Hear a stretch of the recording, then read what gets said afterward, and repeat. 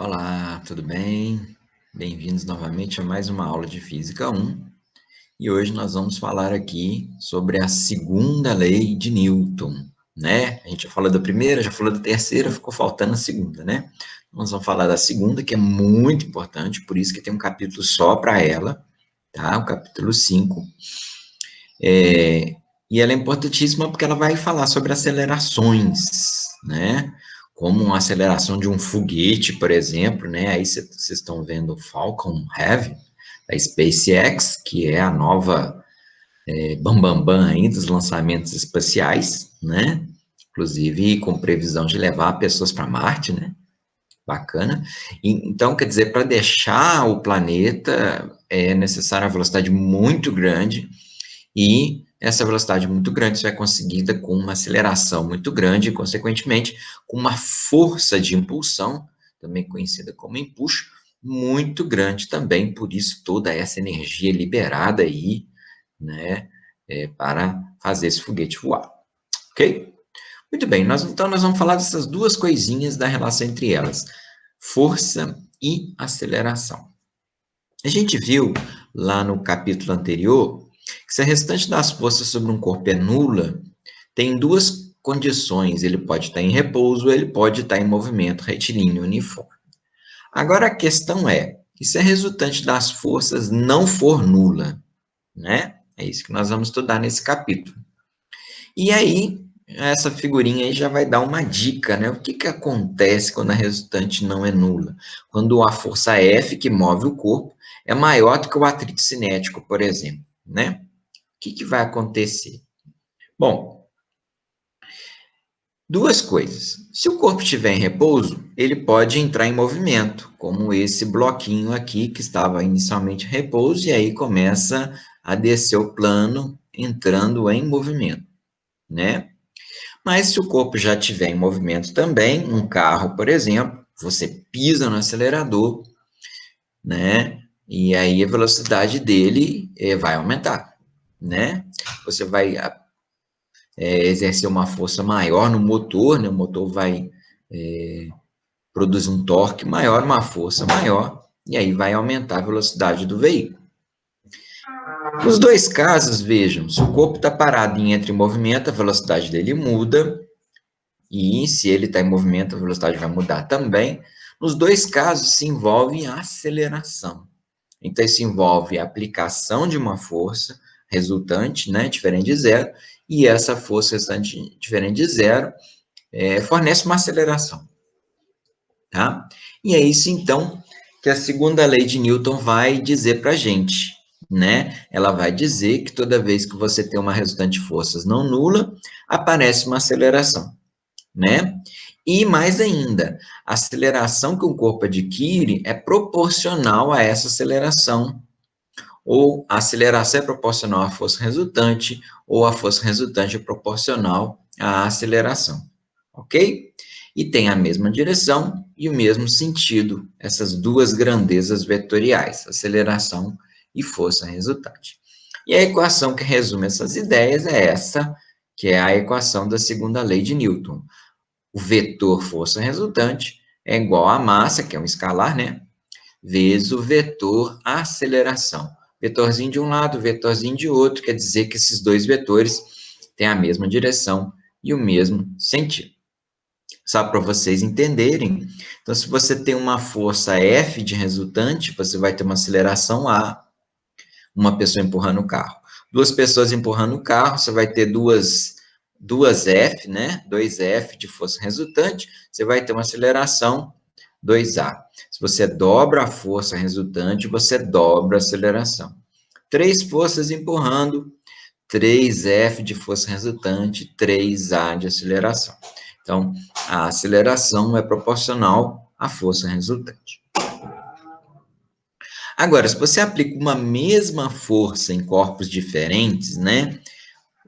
Quanto maior a massa do corpo, menor a aceleração. Então, a aceleração é inversamente proporcional à massa, né?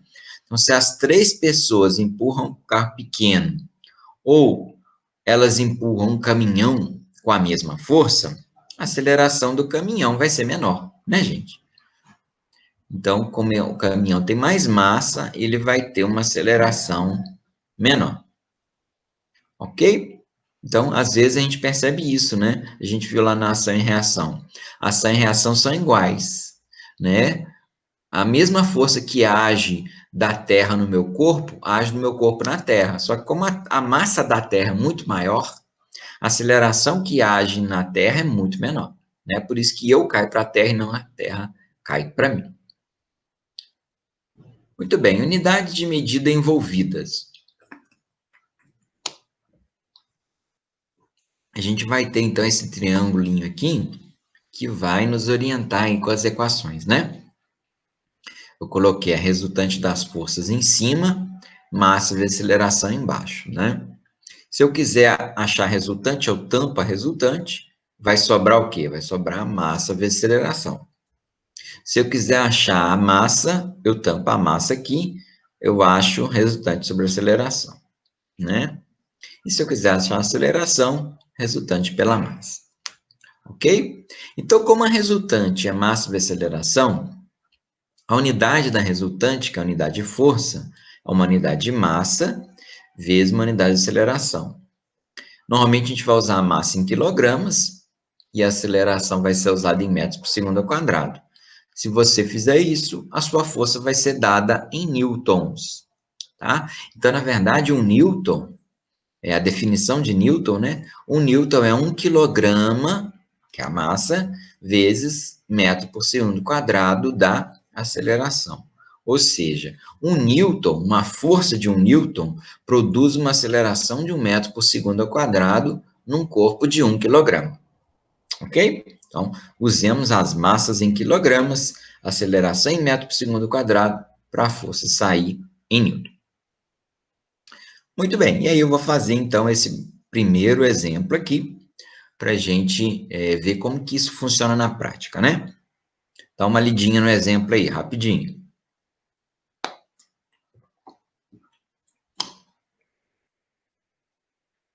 Bom, então a gente tem aqui a massa de 200 gramas, e tem duas forças atuando aqui, uma de 3 newtons e uma de 4 newtons. Bom, primeira coisa, eu quero saber o valor da força resultante, né? Já que são duas, eu tenho que calcular a resultante. Depois eu quero saber quanto que vale a aceleração. E, finalmente, a direção e sentido dessa aceleração. Então, vamos lá. A resultante, ela é obtida pelo método paralelogramo aqui no caso, né? Traças paralelas aqui, as forças. A resultante é a diagonal aqui, né? E, nesse caso, as forças são perpendiculares, né? Então, como é que eu acho a resultante de duas forças perpendiculares? O teorema de Pitágoras, né, turma? Né? Então, o quadrado da hipotenusa, que no caso é o R, é igual à soma dos quadrados dos catetos, que é o F1 e o F2, né? F1 é 3 newtons, F2 é 4 newtons, 3 ao quadrado mais 4 ao quadrado, 9 mais 16 vai dar 25. Então, se R ao quadrado é 25, o R vai ser raiz de 25, o R vai dar 5. É o nosso triângulo pitagórico, né? Quando os catetos são 3 e 4, a hipotenusa é 5. Uma coisa que eu fiz aqui já, né? A massa é 200 gramas, eu já passei para quilogramas, divide por 1.000, né? Dá 0,2 quilogramas, para a gente poder fazer a letra B. Porque na letra B ele vai pedir aceleração. A resultante é massa para aceleração. 5 da resultante igual a massa 0,2 vezes aceleração. Então, 0,2 A é 5. Então, um A é 5 dividido por 0,2, que vai dar, então, 25 metros por segundo quadrado. Ok? Bom, e a direção e sentido da aceleração? A direção e sentido da aceleração é a mesma direção e sentido da força resultante. Então, aqui onde tinha a força resultante, agora eu troquei por aceleração, né? Na mesma direção e no mesmo sentido. Os módulos são diferentes, evidentemente, né? Mas, como eu estou preocupado com a direção é a mesma da força resultante aqui na diagonal, então, do nosso retângulo aqui. Ok?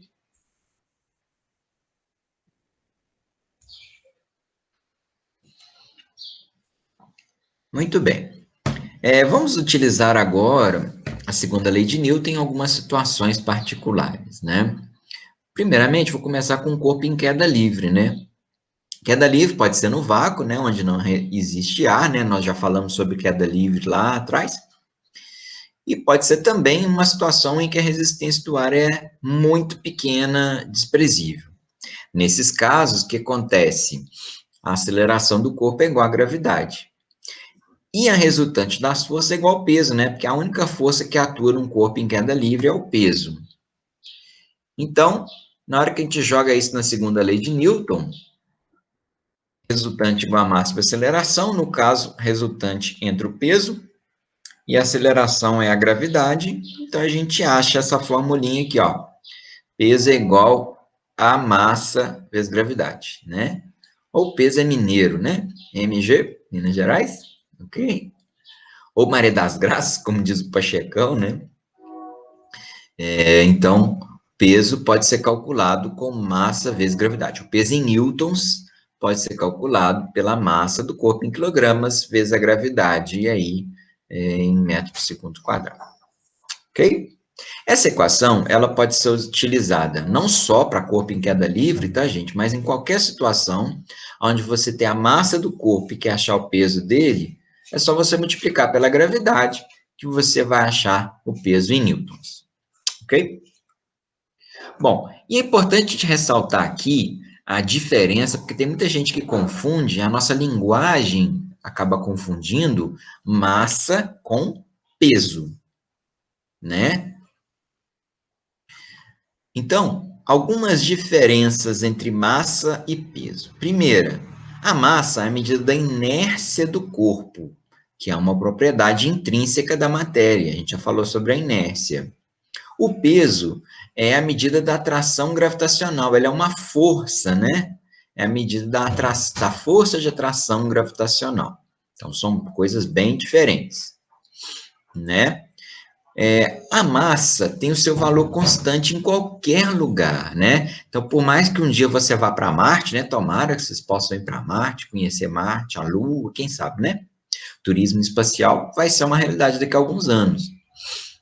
A sua massa sempre será a mesma. Agora, o peso não. O peso depende da localização. Porque o peso não é massa vezes gravidade. Onde a gravidade for diferente, o peso vai ser diferente também. Tá? A massa é uma grandeza escalar, né? Só tem módulo. O peso, por ser uma força, é uma grandeza vetorial, tem módulo, direção e sentido, né? O módulo a gente calcula com P igual a mg, a direção é vertical e o sentido é de cima para baixo, né? Massa a gente mede em quilogramas, peso a gente mede em newtons, né? Então, quando você vai na farmácia e sobe na balança, você não está medindo o seu peso. A gente fala, eu vou pesar, né? Mas está errado, porque não sai em newtons, sai em quilogramas, não é? Então, você está medindo a sua massa. Então, você não vai pesar, você vai massar, né? Você vai medir a sua massa. Ok? Então, quando um astronauta está lá na Lua, a massa dele é a mesma, né? Mas como a gravidade lá é coisa de 6 vezes menor, o peso do astronauta também vai ser 6 vezes menor. Ok? Muito bem. Outra situação interessante para a gente analisar sobre a ótica da segunda lei de Newton é a questão da queda com resistência do ar. Uma coisa é queda livre, a gente já falou, né? A outra é essa queda com resistência do ar. Quando a resistência do ar não é desprezível, tá? E aí ela gera uma força, igual vocês estão vendo aqui representada, oposta ao sentido do movimento. Então, você tem o peso puxando para baixo e você tem uma resistência do ar atuando para cima aqui, né? Nesse caso, muito aumentado por causa do paraquedas, tá? Então, quando que a resistência do ar não é desprezível? Quando você tem um corpo de área muito grande, como um paraquedas, ou a própria área da pessoa também, e quando a velocidade é muito grande. Por quê? Porque a força de resistência do ar, que também pode ser chamada de arrasto, aumenta com a velocidade do corpo. né? Então, quanto maior a velocidade, maior a resistência do ar.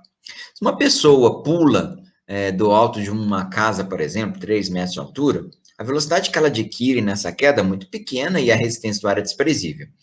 Agora, se a pessoa pular de 200 metros de altura, 1.000 metros de altura, aí a velocidade que ela vai adquirir é muito grande e, consequentemente, a resistência do ar sobre ela será muito grande também, ok? Bom, e a força de resistência do ar também é proporcional à área transversal do corpo em contato com o ar. A área transversal é a área perpendicular ao movimento dele, tá?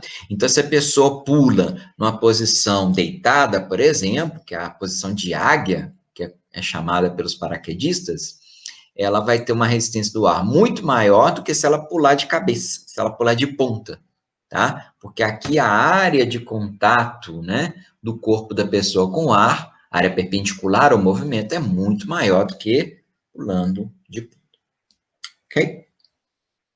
E, evidentemente, quando se abre o paraquedas também, né, a área de contato com o ar aumenta muito mais e a resistência é muito maior. Bom, à medida que o corpo vai caindo, a velocidade dele vai aumentando, né? E a resistência do ar também aumenta. Então, vai chegar uma hora que a resistência do ar vai igualar o peso. Na hora que ela igualar o peso, a restante vai dar zero e o corpo vai cair com velocidade constante, né? Então, você tem o peso puxando para baixo, resistência do ar puxando para cima.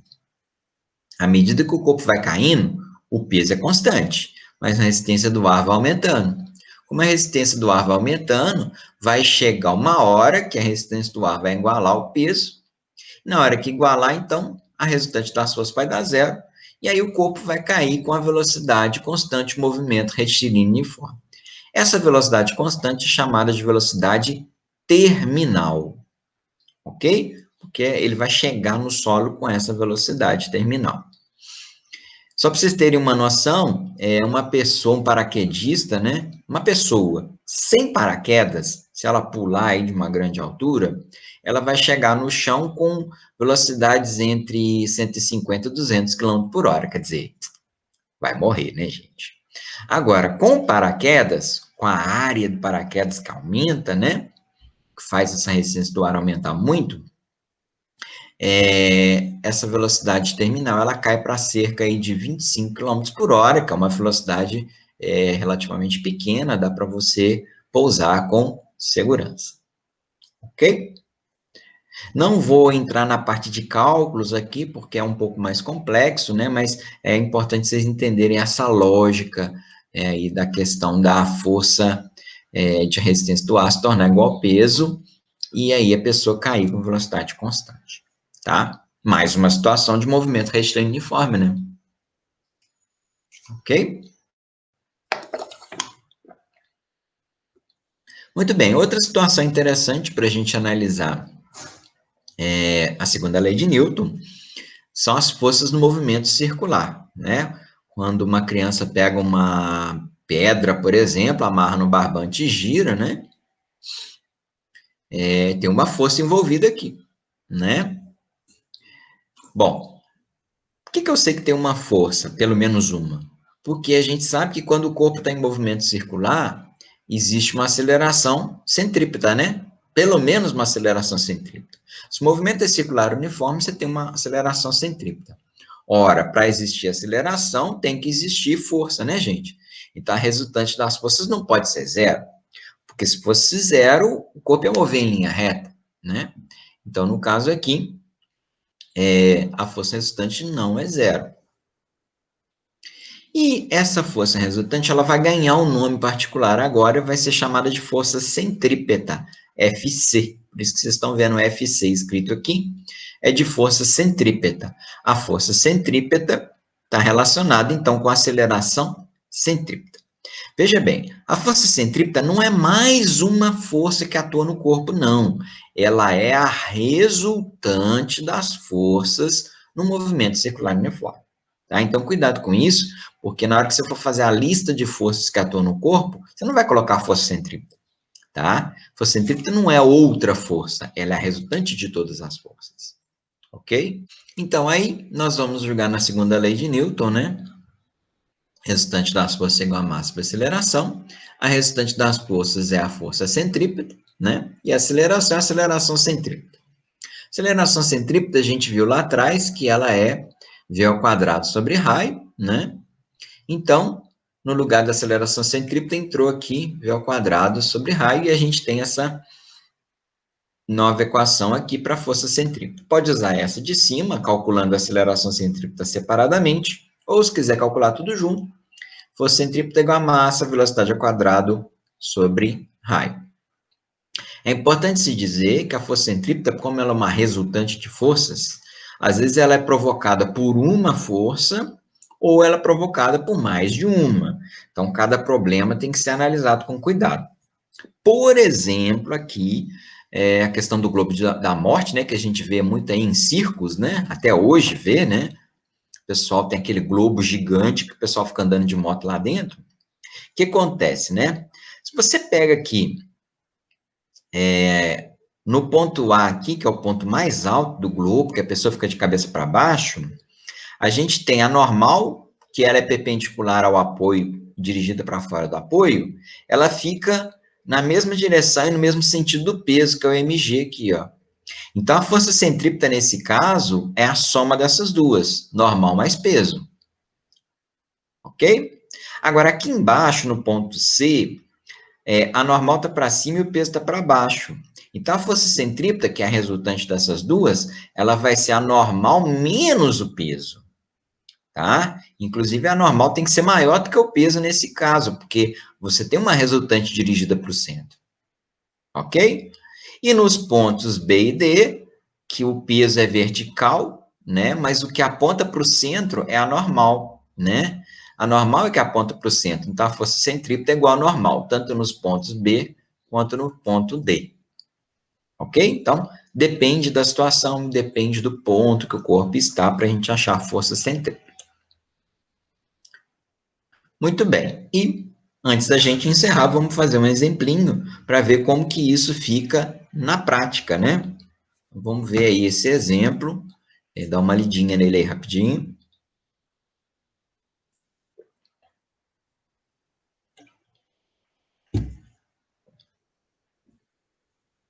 Muito bem, então a gente tem um automóvel de 900 quilogramas de massa, ele vai estar descrevendo uma pista de 30 metros de raio, né? Esse raio R aqui é 30 metros, né? E aí, se a velocidade é 10 metros por segundo, que seria 36 km por hora, né? Primeira pergunta, qual o valor da força centrípeta? Depois, ele dá o coeficiente de atrito e pergunta se esse carro consegue fazer a curva ou não. Então, a gente vai ter que calcular a força de atrito para a gente fazer esse cálculo, né? E ele pergunta também qual é o valor máximo da velocidade que o automóvel poderia ter nessa curva sem derrapar. Provavelmente não é essa, né? Mas, enfim, a gente vai fazer os cálculos. Bora lá? Então, vamos anotar os dados aqui, 900 kg de massa, raio 30, velocidade 10, coeficiente de atrito estático 0,5, que ele deu. A força centrípeta, eu já vou calcular direto no mv ao quadrado sobre raio, 900 vezes 10 ao quadrado sobre 30, 90 mil sobre 30, né? 10 ao quadrado dá 100, então vai dar 4 zeros, sobre 30 vai dar 3.000 newtons. Então, a força centrípeta, nesse caso, é 3.000 newtons. Bom, ele falou do coeficiente de atrito, né? Para saber se esse corpo consegue fazer essa curva aí, né? Então, vamos calcular a força de atrito estático máxima, que evita que esse carro derrape, né? Evita que esse carro saia pela tangente aqui, né? A força de atrito, ela atua como força centrípeta, né? Impedindo que as rodas derrapem e esse carro saia pela tangente. Bom, então, primeiramente, eu calcular a normal, que eu vou precisar dela, né, para calcular a força de atrito. Normal é igual ao peso é massa vezes gravidade. A massa é 900, a gravidade é 10, então, normal vai dar 9.000 newtons. Mas eu preciso da força de atrito. A força de atrito estático é μ vezes a normal. O μ é meio, vezes 9.000, que é o nosso peso, vai dar 4.500. Ok? Então, ele consegue fazer a curva? Consegue, porque a força de atrito estático máxima, que permite com que ele faça a curva, é 4.500. E ele só precisa de 3.000, né, para fazer essa curva. Então, como é menor, né, como a força que ele precisa é menor do que a máxima que o atrito fornece, tudo bem, ele vai conseguir. Ok? E na letra C, ele pergunta qual a velocidade máxima. A velocidade máxima é aquela que deixa a iminência de movimento, né? Quer dizer, o carro está na iminência de derrapar, entrar em movimento lateral, né? E escapar da curva, né? Saindo aqui pela tangente. Então, a gente vai fazer a força centrípeta igual à força de atrito estático máxima de 4.500. Então, no valor da força centrípeta, eu vou colocar 4.500, tá?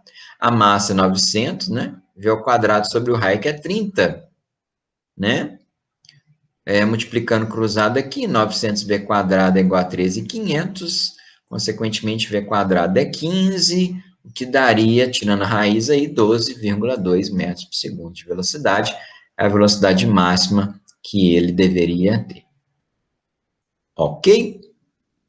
Então, é isso aí. Qualquer dúvida que vocês tiverem, manda para mim. Não se esqueçam que vocês têm um livro aí, né, gente, para acessar, né, para usar o livro. Procure essa matéria lá, o capítulo 5, tá, no livro de vocês, que ele é uma ótima referência para a gente tirar nossas dúvidas. Beleza? No mais, um grande abraço para vocês, fiquem com Deus e até a próxima.